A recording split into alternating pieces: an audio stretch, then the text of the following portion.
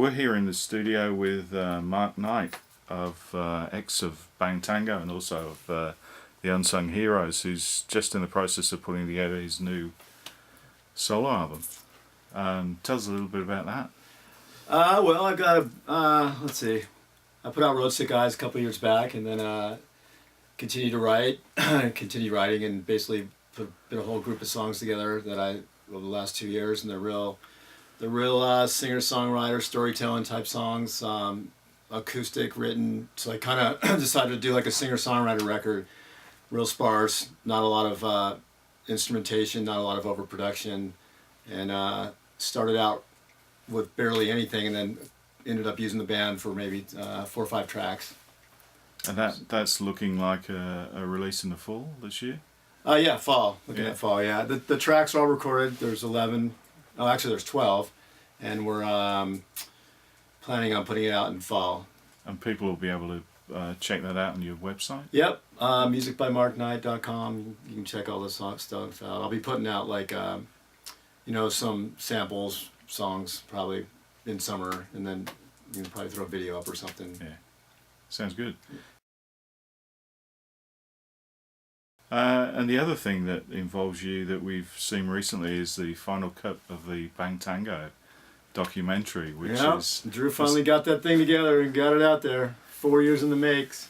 Turned out quite interesting, and it's sort of the whole understory, I guess, really was the tale of 2 groups of people, I guess, the new band and the original guys. How did you feel overall about the documentary, how it came out? He did so many versions of it till he finally started honing it in and getting it closer to the chronological order of what really happened.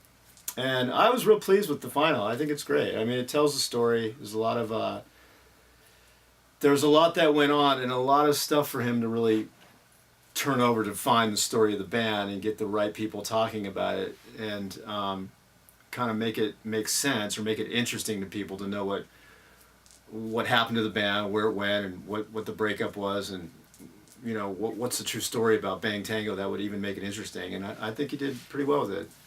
Yeah, he did great, and it's interesting that he's actually going to be on stage with them at the M3 festival playing with. It's a dream come true for Drew. He didn't get the actual original members together, but he got up on stage with them. Yeah. Is that ever likely, do you think? I mean, you mentioned that you were talking to Joe, and obviously... it's possible, anything's possible, Yeah, I've been talking to Joe, everything's cool with that. It's an interesting band with a lot of ego involved, and I think a percentage of the band is willing to do it, but it always seems like I hit a roadblock whenever I attempt, and that's kind of pretty much all I can say about it at this point. I guess that's sort of what came across in the documentary as well. You're also going to play some solo dates in the summer?